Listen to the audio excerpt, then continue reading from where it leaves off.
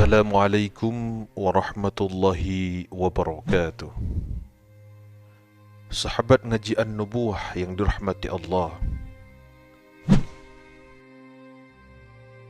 bumi yang kita tinggali saat ini merupakan bagian kecil dari alam semesta. Maka tak mengherankan jika masih ada banyak tempat misterius dan membuat penasaran. Jika diingat lagi, planet bumi pun menjadi tempat yang sangat luas bagi makhluk hidup penghuninya. Masih banyak tempat yang belum terjamah oleh manusia, terutama yang terendam air seperti lautan. Dalam Al-Quran telah disebutkan, terdapat beberapa tempat yang mana tempat itu menjadi tempat misterius yang belum ditemukan sampai saat ini. Ada beberapa tempat masih menjadi misteri dan sempat disebutkan dalam Al-Quran. Yang pertama, Pulau Dajjal. Dajjal merupakan salah satu dari 10 tanda datangnya hari kiamat kubra. Jika Dajjal telah muncul, maka dunia saat itu telah diambang kehancuran besar.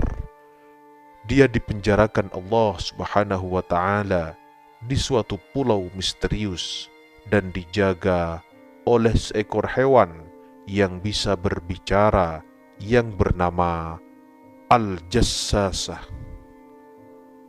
Ada hadis Nabi sallallahu alaihi wasallam yang mengungkapkan tentang pulau ini. Namun Nabi sallallahu alaihi wasallam tidak merincikan secara jelas lokasi persisnya berada di mana. Hanya Rasulullah menunjukkan arahnya. Dajjal akan keluar dari perkampungan Yahudi Asbahan, bersamanya ada 70.000 orang Yahudi. Ini hadis yang diriwayatkan oleh Anas radhiyallahu anhu. Dan juga ada hadis yang diriwayatkan oleh Sayyidina Abu Bakar As-Siddiq radhiyallahu anhu bahwa Dajjal akan keluar dari bumi di arah timur yang dinamakan dengan Khurasan. Artinya, secara pasti bahwasanya tempat munculnya Dajjal adalah dari sebelah timur dan tak jauh dari daerah yang bernama Khurasan. Maka di manakah sekarang Khurasan itu berada? Kalau sekarang Khurasan itu terletak di negara Iran sebelah timur sekarang, nama Khurasan dijadikan sebuah nama provinsi di San. Namun, jauh sebelum itu, sejak abad ketiga Masehi, Khurasan itu adalah suatu wilayah yang luas, meliputi Iran, Afghanistan, Tajikistan, Turkmenistan, Kazakhstan, dan Uzbekistan. Sedangkan tentang pulau tempat Dajjal dikurung mungkin saja berada tak jauh dari wilayah itu. Selain itu, tersebar kabar juga bahwa Dajjal dikurung di salah satu pulau di Yaman yang bernama Socotra. Pulau ini benar-benar aneh dan punya hewan dan tumbuhan yang tidak ditemukan di tempat lain. Yang kedua, Ainul Hayah merupakan sebuah telaga atau sebuah tempat yang memiliki mata air yang kalau airnya diminum, maka orang itu tidak akan mati sampai hari kiamat, kecuali dia memohon kepada Allah untuk dimatikan. Kisah tentang tempat Ainul Hayah ini berhubungan erat dengan dua tokoh besar, yaitu Raja Zulkarnain dan penasihatnya, yaitu Nabi Khidir alaihi salam. Ada sebuah riwayat, di suatu hari Raja Zulkarnain bertanya kepada malaikat tentang bagaimana ibadahnya malaikat kepada Allah Sang Pencipta. Kemudian malaikat pun memberitahu kepada Zulkarnain bahwasanya ada malaikat yang sejak dia diciptakan, dia selalu sujud dan tak pernah mengangkat kepalanya untuk selamanya. karena dia tidak mau menyia-nyiakan waktu untuk selalu beribadah kepada Tuhannya. Maka Zulkarnain yang mendengar penuturan dari malaikat itu, dia menjadi tertarik. Sebab Zulkarnain ingin hidup abadi supaya dia bisa lebih lama beribadah kepada Allah Subhanahu wa ta'ala. Lalu dicarilah telaga itu oleh Zulkarnain dan Khidir alaihissalam beserta dengan pasukan kerajaannya. Kemudian mereka menemukan di tempat terbitnya matahari. Tempat itu digambarkan sebuah tempat yang gelap. Namun, bukan seperti gelap malam hari, tapi gelap karena ada semacam asap atau kabut tebal. Singkat cerita, yang meminum air dari telaga itu hanyalah Nabi Khidir alaihissalam. Zulkarnain tidak meminumnya. Makanya, ada beberapa ulama yang mengatakan bahwasanya Nabi Khidir masih hidup sampai hari ini. Tapi ada juga yang mengatakan Nabi Khidir sudah wafat.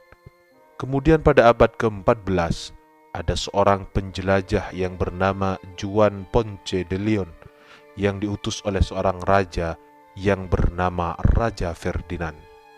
Ia ditugaskan dalam memimpin ekspedisi pencarian mata air keabadian atau dalam Islamnya disebut dengan Ainul Hayah.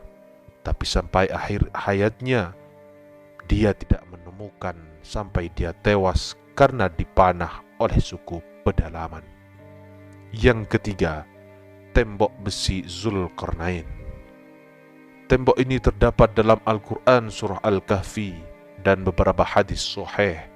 Singkatnya, tembok besi yang dibuat oleh Raja Zulkarnain ini berfungsi untuk mengurung dua kabilah perusak, yaitu Ya'juj dan Ma'juj.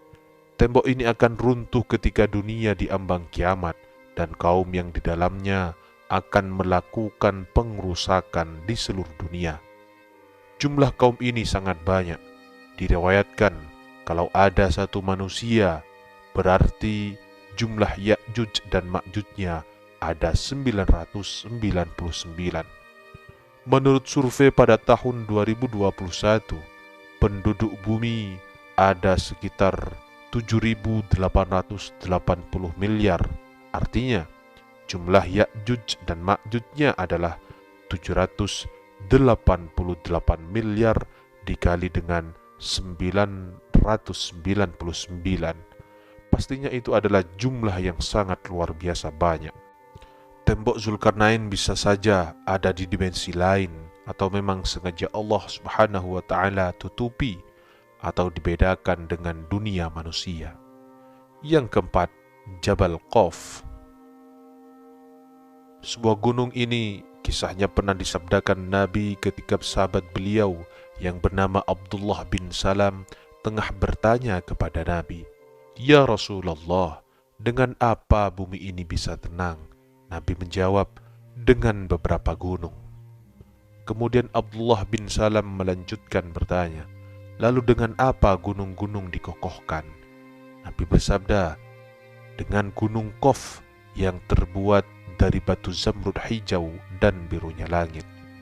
Para ahli tafsir mengatakan bahwasanya gunung Qaf merupakan induk semua gunung yang ada di dunia ini. Ada beberapa pendapat mengenai keberadaan gunung Qaf ini.